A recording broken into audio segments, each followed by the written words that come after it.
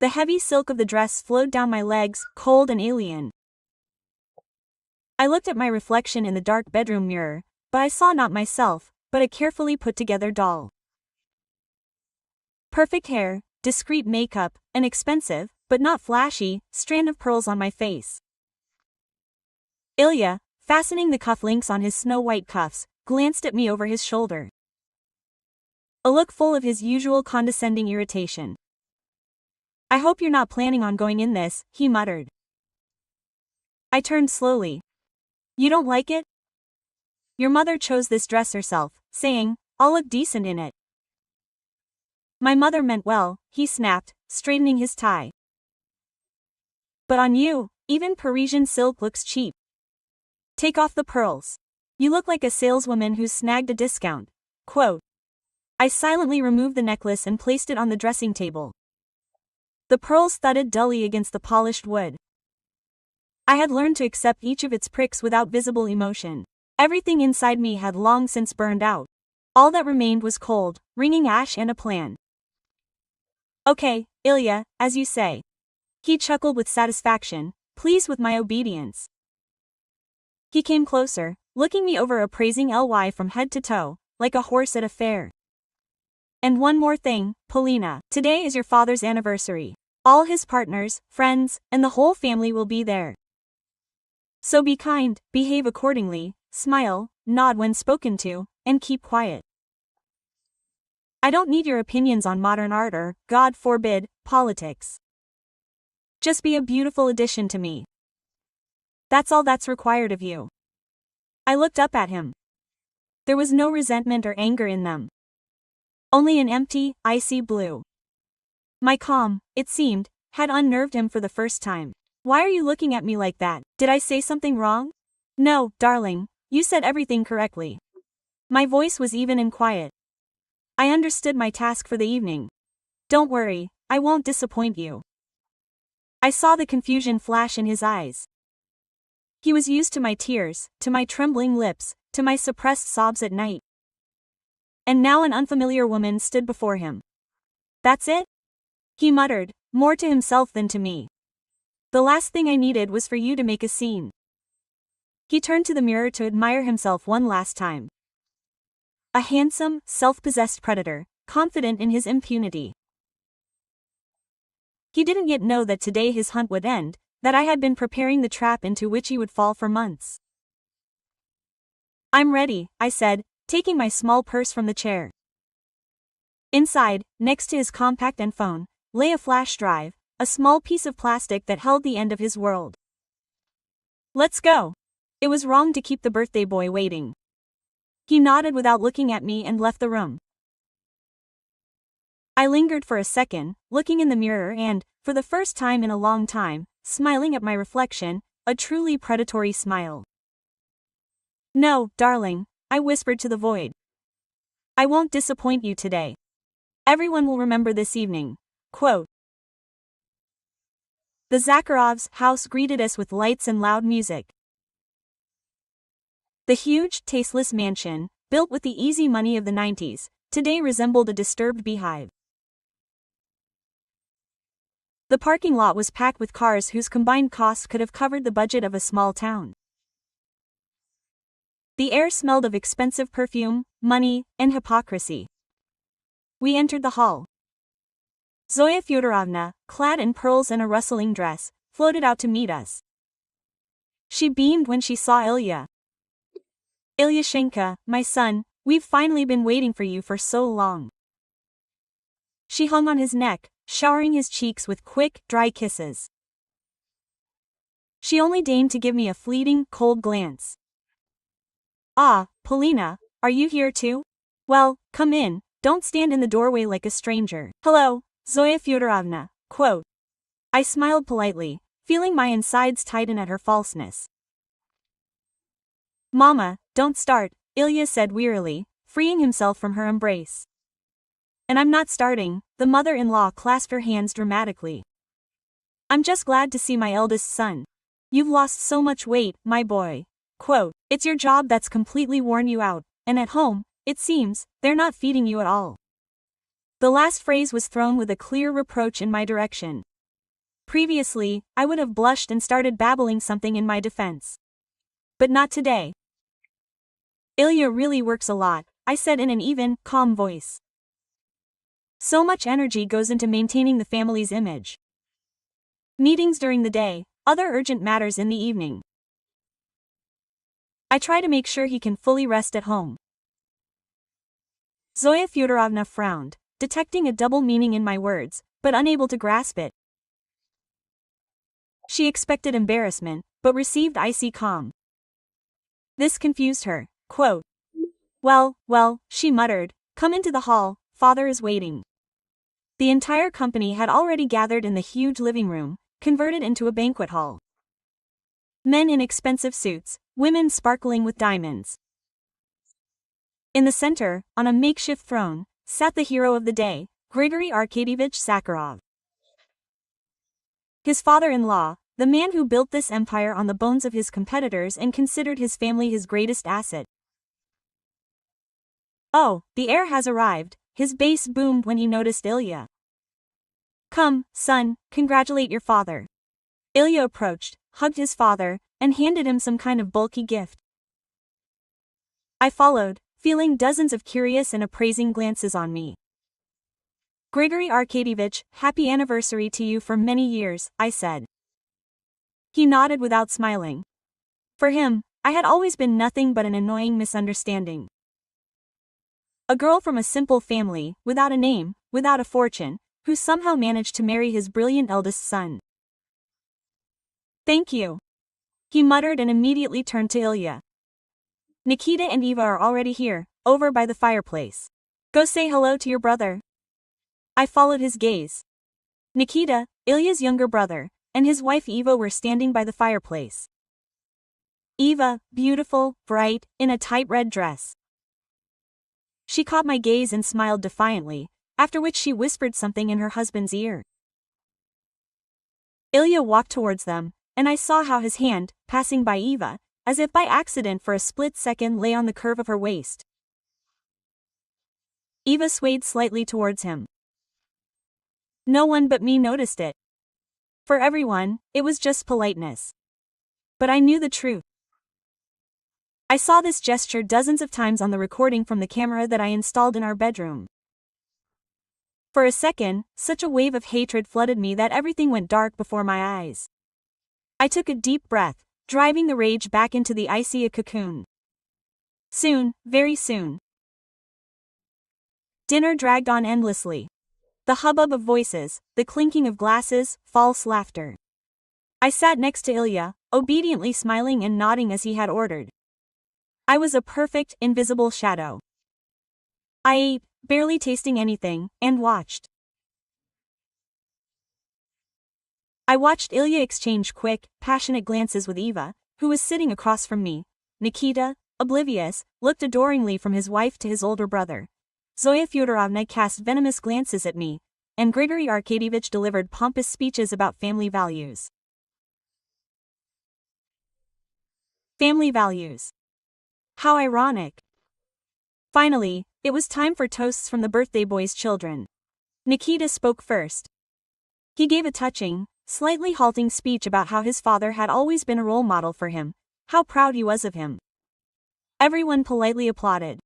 Then Ilya stood up. He had already had a fair amount to drink. A smug, drunken gleam appeared in his eyes.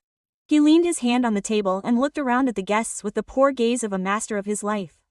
Quote, Father, he began, loudly over the din. 65 years. A serious anniversary. You taught me everything. How to run a business, how to defeat enemies, how to get everything you want from life. You taught me not to be afraid to take risks and not to regret what I've done. He paused, took a sip of champagne straight from the bottle he grabbed from the table. The guests hummed approvingly. Quote, I've learned a lot myself, Ilya continued. His gaze settled on me. Quote, life is the best teacher. It teaches us from our own mistakes. And I want to raise this glass to my mistakes, to the experience they gave me. He glanced around at everyone again, and I felt a chill run down my spine. I knew what was about to happen. They say a man's main support is his woman. His wife. So, I want to say thank you to my wife, Polina. All heads turned to me. I felt like a butterfly pinned to the board. I forced myself to keep a weak, polite smile on my face. Thank you, darling. His voice dripped with venom and drunken sarcasm. You taught me the most important thing. You became my most object lesson, a lesson in how not to choose a life partner. You are my greatest disappointment and my biggest mistake. He raised the bottle. So let's drink to the mistakes that make us stronger. To my greatest disappointment. For a second, there was a deafening silence in the room, and then someone giggled nervously, followed by another. And then the whole room was rolling with laughter. There was no malice, just the drunken, stupid laughter of people who are glad to be humiliated. They laughed, looking at me. Nikita looked at his brother with bewilderment. Eva hid a smile in her glass, and Zoya Fyodorovna looked at me with open triumph. Only my father-in-law Grigory Arkadyevich frowned, displeased that his son was making a mess of his anniversary. I didn't cry, I didn't scream, I silently swallowed this last, most bitter insult. I slowly, very slowly got up from the table. The laughter began to die down. All eyes were on me again. Ilya looked at me, expecting hysterics. Sit down, Polina, don't embarrass yourself even more. But I didn't look at him. I was looking at the large projection screen behind the birthday boy, where they had been showing photographs from the Zakharov family archive all evening. I took a step toward him. Each step echoed in my ears like a loud heartbeat. The hall fell silent. The guests, who had been choking with laughter just a second ago, now looked at me with curiosity and slight fear. They were expecting a show, expecting women's tears, hysterics, smashing dishes. Well, they were expecting a show. They will get, but not at all what they expected. I went to the table with the laptop controlling the projector. A microphone lay on a stand nearby. I took it. The cold metal burned my fingers. I apologize for interrupting the fun. My voice, amplified by the speakers, sounded surprisingly firm and loud. No one expected such power from quiet Polina. Ilya jumped up from his seat. His face distorted with anger. Polina, what are you thinking? Come on, sit down, I said, don't make a circus. It's late, Ilya, I answered without looking at him. My gaze was riveted to my father-in-law's face. The circus had already begun, it's just that the main act was still ahead. Grigory Arkadyevich, I addressed the birthday boy. You have received a lot of gifts today, but I think the most important thing you haven't been given yet is the truth. I took a flash drive out of my purse and handed it to the stunned DJ sitting at the laptop. Be good, turn on the file called Family Values. Are you crazy? Ilya hissed, rushing towards me. What kind of antics is this? Turn it off immediately. Quote. Two of his friends jumped up to stop him. A disgruntled buzz rose in the hall. And now a gift from me, I said loudly into the microphone. The DJ, a young guy, looked at Grigory Arkadyevich in confusion.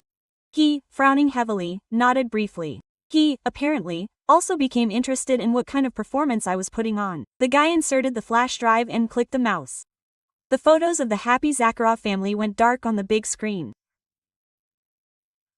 For a second, darkness reigned, and then my bedroom with Ilya appeared on the screen, filmed from the side of the bookcase in perfect quality, with sound.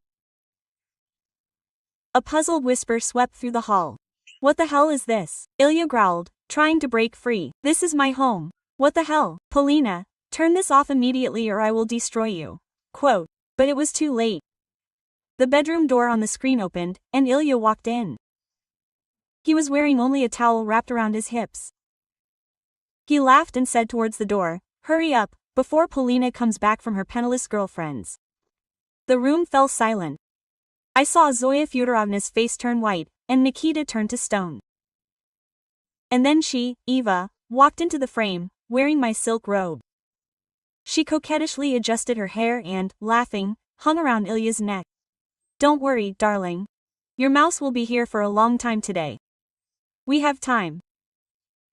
She kissed him passionately, dirty, the way he had never kissed me.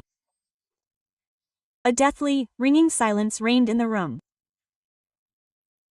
The only thing audible was Ilya laughing and saying on the recording, "My father would kill me if he found out I'm sleeping with my weakling brother's wife, but you're worth it, baby." The sound of the slap on the video was drowned out in the real world by another sound, a dull, heavy thud. It was Grigory Arkadyevich dropping his glass on the floor. The video continued. On the screen, my husband and his brother's wife unabashedly displayed their passion in our shared bed. Their laughter, their whispers, their kisses echoed throughout the dead room, becoming the only soundtrack to this nightmare. The guests sat like stone statues. No one dared move. Women covered their mouths with their hands, men averted their eyes, as if they had seen something indecent. Although half an hour ago they had been laughing at their humiliation, now they were in no mood for laughter. I saw everything as if in slow motion. Eva, sitting at the table, let out a quiet, stifled groan and covered her face with her hands. Her shoulders shook with silent sobs. Nikita stared at the screen, unseeing. His face turned gray, like ash. He didn't look at his wife or his brother. He simply stared at the screen, and the last of his faith in this world slowly died in his eyes. Ilya stopped struggling. He froze, staring at the screen. His face was white with horror. He understood that this was the end. But I wasn't looking at them. I was looking at my father-in-law. Grigory Arkadyevich slowly, very slowly, stood up. His enormous body seemed to fill the entire space. He wasn't looking at the screen, he was looking at his eldest son. His face, usually ruddy and commanding, turned crimson. His lips pressed together into a thin white line. He didn't shout, he spoke quietly, almost in a whisper.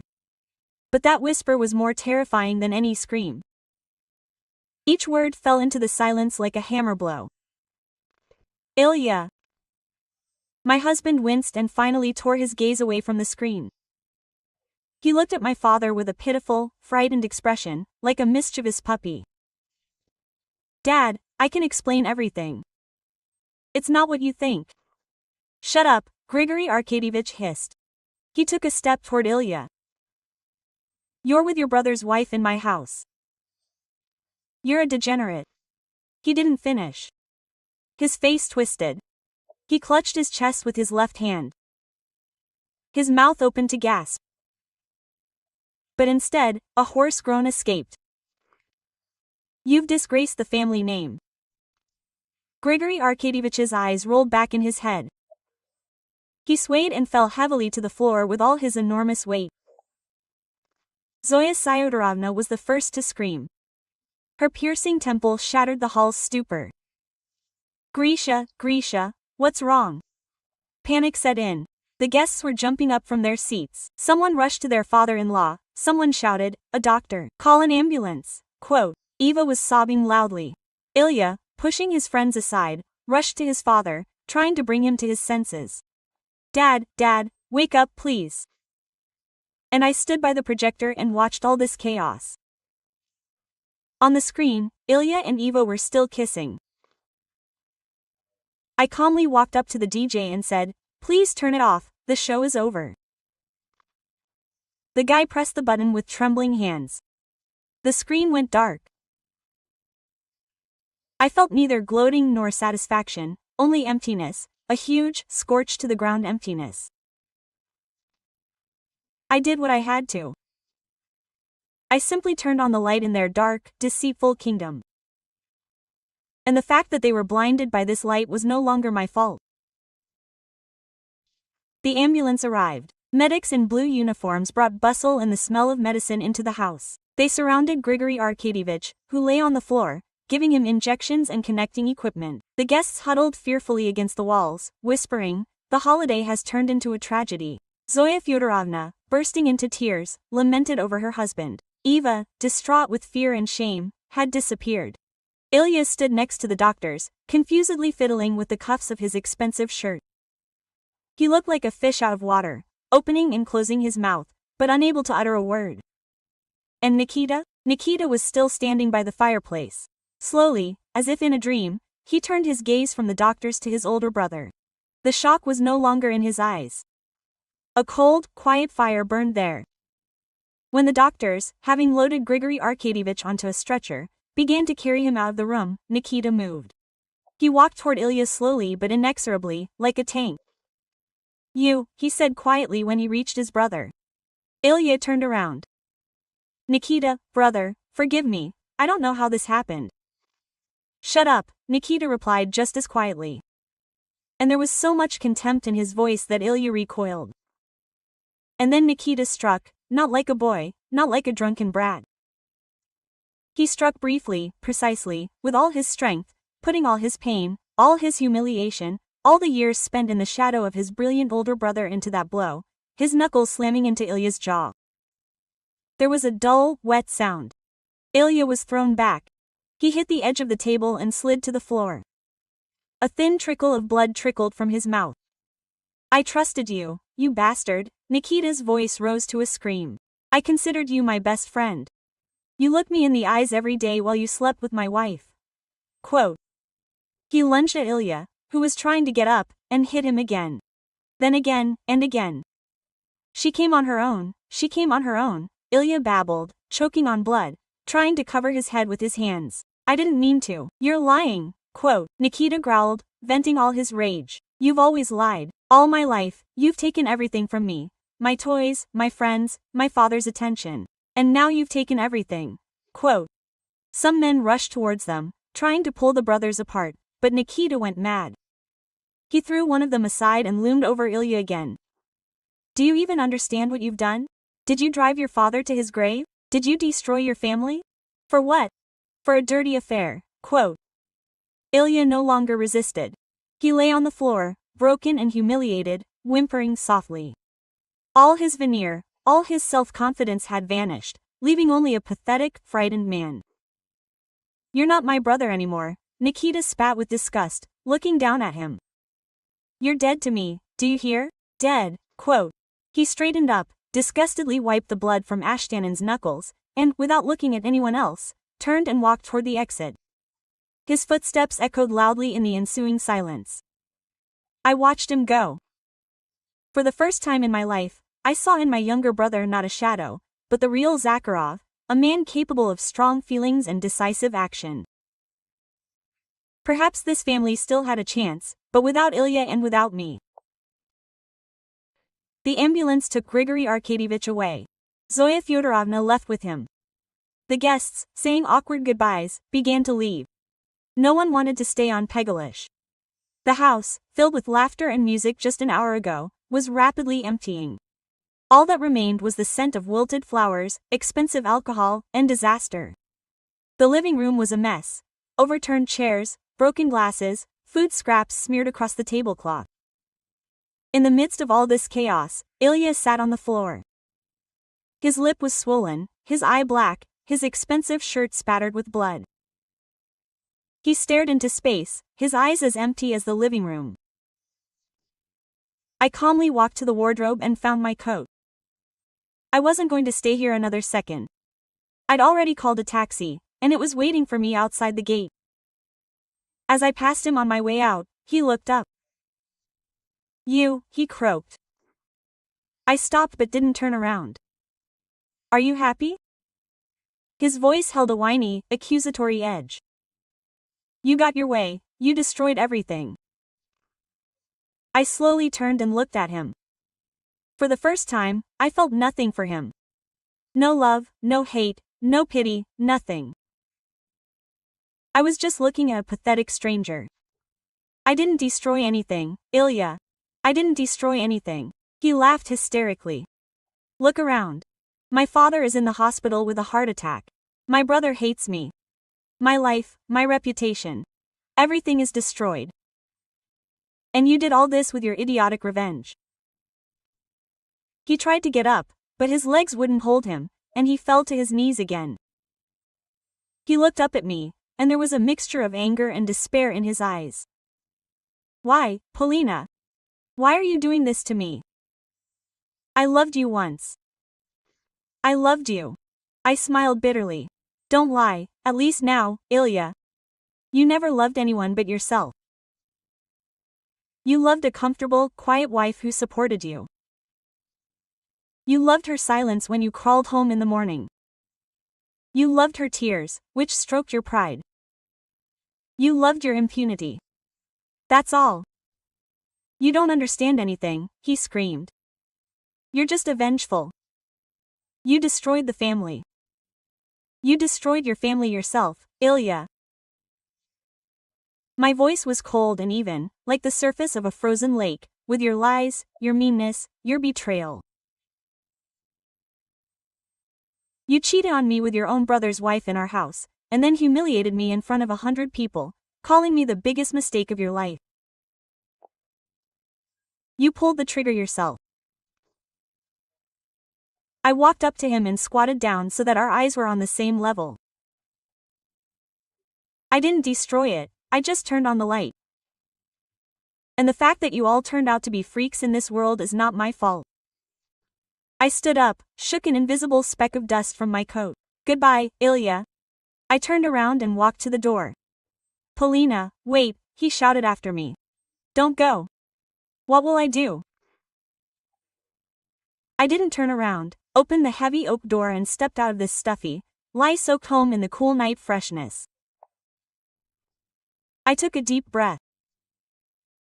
The air smelled of ozone after a distant thunderstorm and freedom, my freedom. A week passed, a week of silence that I greedily absorbed with every cell. My new life began in a small but bright rented apartment on the outskirts of the city. There was no gilding and marble, no servants and heavy curtains. Instead, there were sunbeams dancing on dust particles in the air, the smell of freshly brewed coffee and a deafening, blessed silence. I filed for divorce on the very first day. My lawyer, an older and very businesslike man, said the process would be quick. The Zakharovs didn't need any additional fuss right now. I wasn't interested in their lives. I blocked all their numbers, deleted myself from all social media where we might cross paths. I built a wall around myself so that their poison could never reach me again. One morning, when I was watering my only flower on the windowsill, the phone rang. Phone, an unfamiliar number. I wanted to hang up, but something made me answer. Polina Vadimovna? Asked an unfamiliar male voice. Yes, it's me. My name is Sergei Petrovich. I am Nikita Grigorievich Zakharov's lawyer. Quote. My heart sank for a second. I'm listening to you. Nikita Grigorievich asked me to tell you thank you and his apologies for being blind. Quote. I was silent, not knowing what to answer. And one more thing, the lawyer continued. He asked me to tell you some information, just so you know that it wasn't in vain. Are you ready to listen? Quote. Yes, I answered quietly. Grigory Arkadyevich survived. His condition is stable, but he is very weak. The first thing he did when he came to was call a notary and completely rewrite the will. Ilya Grigorievich is expelled. Completely. He is also fired from all positions in the family company. My father forbade him to even set foot in the house. The lawyer paused, letting me take in what I had heard. Nikita Grigorievich filed for divorce from Eva. She left the city. Zoya Fyodorovna is caring for her husband and doesn't communicate with anyone. The family as it existed ceased to exist. Silence again. And one last thing, said Sergei Petrovich. Ilya Grigorievich agrees to all your divorce conditions, any of them. He will not lay claim to any property. The Zakharovs are prepared to pay to avoid further scrutiny. My colleague, who is handling your case, will receive all the documents today. Thank you for letting me know. That's all I could squeeze out. All the best, Polina Vadimovna. He hung up. I slowly lowered the phone to the table and went to the window. People bustled downstairs, cars drove by, and a false life flowed on. I felt no joy, no triumph, no schadenfreude. The revenge tasted bland, but instead, another, far deeper and more important feeling surged within me. Relief. I felt like someone who had been carrying an unbearable burden on their shoulders for years, and now they had finally shed it. My back straightened, and it became easier to breathe. The past was behind me, in that dark, stuffy house, and ahead lay the future, unknown, perhaps difficult, but mine and mine alone. And for the first time in years, I knew I could handle it. I was free.